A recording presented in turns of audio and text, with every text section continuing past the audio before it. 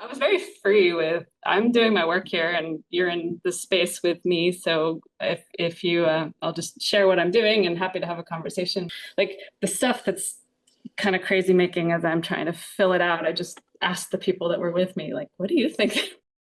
So she asked me what's happening here. And I talked about making visible the labor of administrative tasks in healthcare. Some people were confused and then I couldn't really help them.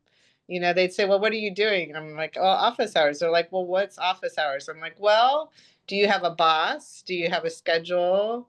Do you have any regulations? Because all of those things will create administrative work in office hours of some type, visible or invisible." And the question was why the invisibility. It came back to class. It came back to class. It came back to hierarchical ideas of who gets to choose and who doesn't.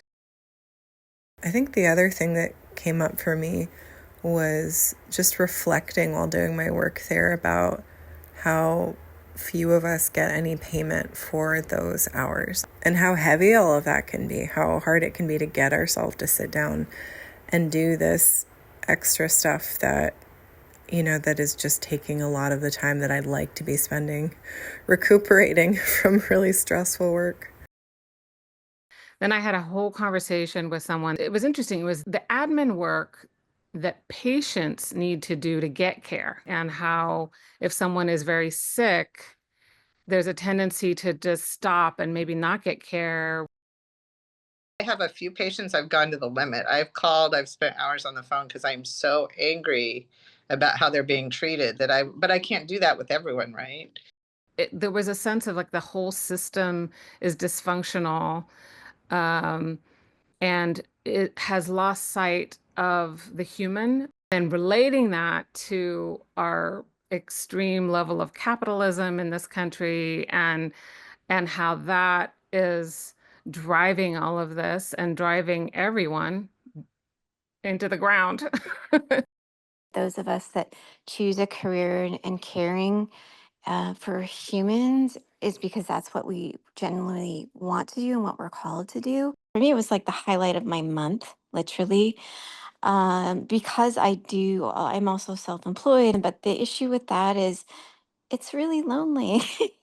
Yeah, it's so isolating. But it was so amazing how I felt so much more connection in those 3 hours or more that I was there than I've probably felt in the last 3 years. There's so much bureaucracy in all of this, in all directions. It's like, oh my gosh. But really powered by money. I asked, well, what can we do about it?